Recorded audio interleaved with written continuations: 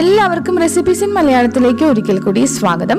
അപ്പോൾ നമ്മൾ ഇന്ന് തയ്യാറാക്കി കാണിക്കുന്നത് ഒരു ബ്രേക്ക്ഫാസ്റ്റിൻ്റെ റെസിപ്പിയാണ്. നല്ല സിമ്പിളായിട്ട് ചെയ്തെടുക്കാവുന്ന നല്ല ടേസ്റ്റി ആയിട്ടുള്ള ഒരു ദോശയും അതിന് യോജിച്ച തരത്തിലുള്ള ഒരു ചമ്മന്തിയുമാണ് നമ്മളിന്ന് തയ്യാറാക്കി എടുക്കുന്നത്. അപ്പോൾ നമുക്ക് എങ്ങനെയാണ് ഈ ഒരു ബ്രേക്ക്ഫാസ്റ്റ് ഉണ്ടാക്കുന്നതെന്ന് നോക്കിയാലോ.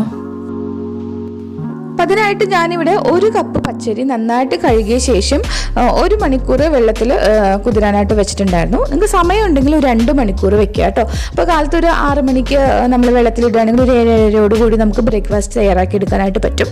അപ്പോൾ അതൊന്ന് നീക്കി വെക്കുന്നുണ്ട്. ഇനി ഒരു മിക്സിയുടെ ജാറിലേക്ക് ഒരു 1/4 മുതൽ 1/2 കപ്പ് ചോറ് ഇട്ട് കൊടുക്കാം. നമ്മൾ തലേ ദിവസം വെച്ചിട്ടുള്ള ചോറായാലും മതി.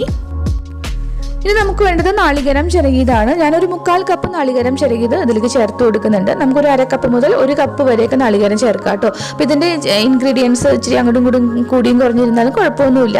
ഇനി നമുക്കിതിലേക്ക് ഒരു 1/4 ടീസ്പൂൺ നല്ല ജീരകവും ചേർത്ത് കൊടുക്കാം. കൂടെ തന്നെ കുറച്ച് വെള്ളം കൂടി ഒഴിച്ചിട്ട് നല്ല ഫൈനായിട്ടൊന്ന് അരച്ചെടുക്കാം. അപ്പം നമ്മൾ അരച്ചെടുത്തതിന് ഒരു പാത്രത്തിലേക്ക് ഒഴിച്ചു കൊടുക്കുന്നുണ്ട്. ഇനി അതേ മിക്സിയുടെ ജാറിലേക്ക് നമ്മൾ പച്ചരി ഇട്ട് കൊടുക്കുകയാണ്. പച്ചരി നമുക്ക് ആ വെള്ളത്തിൽ നിന്ന് വാർന്ന് ഇട്ട് കൊടുക്കാം. ഇനി ഇതിലേക്ക് കുറച്ച് വെള്ളം ഒഴിച്ചു കൊടുത്തിട്ട് വീണ്ടും ഇത് നല്ലൊരു ഫൈനായിട്ട് തന്നെ അരച്ചെടുക്കാം.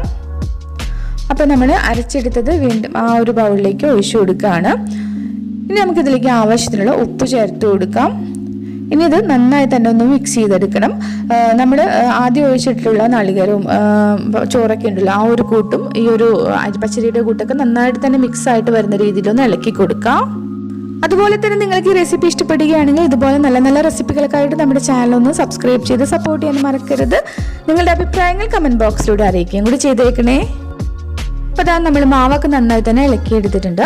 ഇനി നമുക്കിതൊന്ന് അടച്ചു വെച്ച് ഒരു 10-15 മിനിറ്റ് ഒന്ന് റെസ്റ്റ് ചെയ്യാനായിട്ട് വെക്കാം. ആ സമയത്ത് നമുക്ക് ഇതിലേക്ക് വേണ്ടിയിട്ടുള്ള ചമ്മന്തി തയ്യാറാക്കാം. അപ്പോൾ ഞാനൊരു മിക്സിയുടെ ജാറിലേക്ക് ഒരു പകുതി നാളികേരം ചിരകിയത് ഇട്ട് കൊടുക്കുകയാണ്. ഇനി നമുക്കിതിലേക്ക് ചെറിയ ഉള്ളിയാണ് വേണ്ടത്. ഞാനൊരു 5-6 ചെറിയ ഉള്ളി കഴുകി തൊലിയൊക്കെ കളഞ്ഞിട്ട് കൊടുക്കുന്നുണ്ട്. കൂടെ തന്നെ ഒരു 6-7 അല്ലി വെളുത്തുള്ളിയും കൂടി ഇടുന്നുണ്ട്. വെളുത്തുള്ളിയുടെ ഫ്ലേവർ അധികം താല്പര്യമില്ലാത്തവർക്ക് ഇതിൻ്റെ എണ്ണം കുറയ്ക്കാം കേട്ടോ. ഇനി ഇതിലേക്ക് ആവശ്യത്തിനുള്ള ഉപ്പ് ചേർത്ത് കൊടുക്കാം. കൂടെ തന്നെ നമുക്ക് എത്രത്തോളം എരിവ് വേണം അതനുസരിച്ച് മുളക് പൊടി ചേർത്ത് കൊടുക്കാം. ഇനി നമുക്കിതിലേക്ക് കുറച്ച് വെള്ളം ഒഴിച്ചു കൊടുത്തിട്ട് നല്ലതായിട്ട് തന്നെ ഒന്ന് അരച്ചെടുക്കാം. അപ്പോൾ ഇതാ നമ്മൾ നന്നായി തന്നെ അരച്ചെടുത്തിട്ടുണ്ട്. ഇനി ഞാനിതിലേക്ക് ഒന്ന് കടുക് താളിച്ച് ഒഴിക്കുന്നുണ്ട്. ഞാൻ കുറച്ച് വെളിച്ചെണ്ണയിൽ കടുകും വറ്റൽമുളകും കറിവേപ്പിൻ്റെലും കൂടി താളിച്ച് ഒഴിച്ചിരിക്കുകയാണ്. അപ്പോൾ ഇത്രയും മതി. ഇതെല്ലാം കൂടി നന്നായിട്ടൊന്ന് ഇളക്കി കൊടുക്കുക. ഇതൊരു ഗാർലിക് ചമ്മന്തിയാണ്. നിങ്ങൾക്ക് വെളുത്തുള്ളിയുടെ ടേസ്റ്റ് ഇഷ്ടമില്ലാത്തവർക്ക് വെളുത്തുള്ളി ഒഴിവാക്കിയിട്ട് ചെറിയ ഉള്ളി ഒരെണ്ണം മാത്രം ഇട്ടിട്ട് നമ്മൾ സാധാ ചമ്മന്തി ഉണ്ടാക്കുന്നത് പോലെ ഉണ്ടാക്കിയെടുത്താലും മതി കേട്ടോ. അപ്പോൾ ഇതൊന്ന് നീക്കി വെക്കാം. ഇനി നമ്മുടെ ദോശമാവ് നോക്കാം.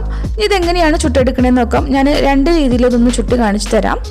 ആദ്യം ഒരു പാനൊന്ന് ചൂടാവാൻ വെച്ച് അതിലേക്ക് കുറച്ച് ഓയിലൊന്ന് തടവി കൊടുത്തു. ഇനി നമുക്കിതിലേക്ക് ഒരു തവി മാവ് ഒഴിച്ചു കൊടുക്കാം. ഈ മാവ് നമ്മൾ കനം കുറച്ച് നന്നായിട്ട് പരത്തി കൊടുക്കുക. നമ്മൾ മസാല ദോശയ്ക്കൊക്കെ പരത്തില്ല, അതുപോലെ ഒന്ന് പരത്തി കൊടുക്കുക. നമ്മൾ കനം കുറച്ച് പരത്തുമ്പോൾ കുറച്ച് കാര്യങ്ങൾ ശ്രദ്ധിക്കാനുണ്ട്, ഞാൻ പറഞ്ഞു തരാം. നമ്മൾ ആദ്യം ഇതിൻ്റെ മുകൾ ഭാഗം ഒന്ന് ഡ്രൈ ആയിട്ട് വരുമ്പം ഇതുപോലെ കുറച്ച് ഓയിലോ അല്ലെങ്കിൽ വെളിച്ചെണ്ണയോ ഇതുപോലെ ഒഴിച്ചു കൊടുക്കാം. സൈഡിലൊക്കെ ഒഴിച്ചു കൊടുക്കാം. അപ്പം ഞാൻ വെളിച്ചെണ്ണ എടുത്തിട്ടുള്ളത്. ഇനി ആ പാനിൽ നിന്ന് വിട്ട് വരുന്ന തുടങ്ങുമ്പോൾ ഹൈ ഫ്ലെയിമിൽ ഇട്ട് കൊടുത്തിട്ട് അടിഭാഗം നന്നായിട്ട് മൊരിഞ്ഞ ശേഷം തിരിച്ചിട്ട് കൊടുക്കണം, അല്ലെങ്കിൽ അത് പൊട്ടിപ്പോവാനായിട്ട് സാധ്യതയുണ്ട്. അപ്പം നമ്മൾ നന്നായിട്ട് അടി മൊരിഞ്ഞ ശേഷം മാത്രമാണ് തിരിച്ചിട്ട് കൊടുക്കേണ്ടത്. പിന്നീട് തിരിച്ചു മറിച്ചൊക്കെ ഇട്ടിട്ട് 2 സൈഡും നന്നായിട്ട് മുരിച്ചെടുക്കണം. ഹൈ ഫ്ലെയിമിൽ ഇട്ട് തന്നെ മുരിച്ചെടുക്കുകയാണ് ചെയ്യേണ്ടത് കേട്ടോ. അപ്പോൾ ഇതാ ഈ ഒരു രീതിയിൽ നമ്മൾ ചുട്ടെടുത്തിട്ടുണ്ട്. അടുത്തത് നമ്മൾ ഒരു തവി മാവ് ഇങ്ങനെ ഒഴിച്ചു കൊടുത്തിട്ട് അതിങ്ങനെ പരത്താൻ നിൽക്കുകയൊന്നും വേണ്ട. അത്രത്തോളം പരക്കണോ അത്രത്തോളം തന്നെ പരന്നാൽ മതി. ഇത് നമ്മൾ നേരത്തെ പറഞ്ഞതുപോലെ തന്നെ മുകൾ ഭാഗം ഒന്ന് ഡ്രൈ ആയിട്ട് വരുമ്പം കുറച്ച് വെളിച്ചെണ്ണയോ ഓയിലോ നെയ്യോ എന്താണെന്ന് വെച്ചാൽ ഒഴിച്ചു കൊടുക്കാം.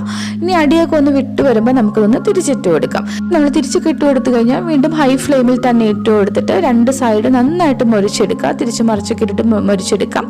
അപ്പം ഇങ്ങനെ ചെറുതാക്കി നമ്മൾ ദോശ ചുടുകയാണെങ്കിൽ അത് എളുപ്പമാണ്, പെട്ടെന്ന് പൊട്ടിപ്പോവില്ല, നല്ല കളറൊക്കെ മാറി കിട്ടും. എല്ലാം പരത്ത് ചെയ്യുകയാണെങ്കിൽ നല്ല അടിഭാഗം നല്ല മുരിഞ്ഞ ശേഷം മാത്രമാണ് തിരിച്ചിടാൻ പാടുള്ളൂ കേട്ടോ. പിന്നീട് ഹൈ ഫ്ലെയിമിൽ ഇട്ട് തന്നെയാണ് ചെയ്യേണ്ടത്. ആദ്യം ഒരു ലോ ടു മീഡിയം ഫ്ലെയിമിൽ വെച്ച് കൊടുക്കുക, പിന്നീട് ഹൈ ഫ്ലെയിമിൽ മുഴുവനായിട്ട് ഇട്ട് കൊടുക്കുക. അപ്പോൾ അതാ നമ്മുടെ 2 തരത്തിലും ഞാൻ ചുട്ടെടുത്ത് കാണിച്ചിട്ടുണ്ട്. അപ്പം ഈ ഒരു രീതിയിൽ എല്ലാം തയ്യാറാക്കി എടുക്കുക. നല്ല ടേസ്റ്റി ആയിട്ടുള്ള വേഗം തന്നെ ചെയ്തെടുക്കാവുന്ന, നമുക്കിതിന് വേണമെങ്കിൽ പത്തിരി ദോശ എന്നൊക്കെ പറയാം കേട്ടോ. ആ ഒരു ടേസ്റ്റിലുള്ള ബ്രേക്ക്ഫാസ്റ്റ് ആണ്. കൂട്ടുകാരെല്ലാവരും തയ്യാറാക്കി നോക്കുക. എല്ലാവർക്കും ഇഷ്ടപ്പെട്ടിട്ടുണ്ടാവുമെന്ന് കരുതാണ്. അടുത്ത ദിവസം വീണ്ടും നല്ലൊരു റെസിപ്പിയുമായിട്ട് വരാം കേട്ടോ. താങ്ക്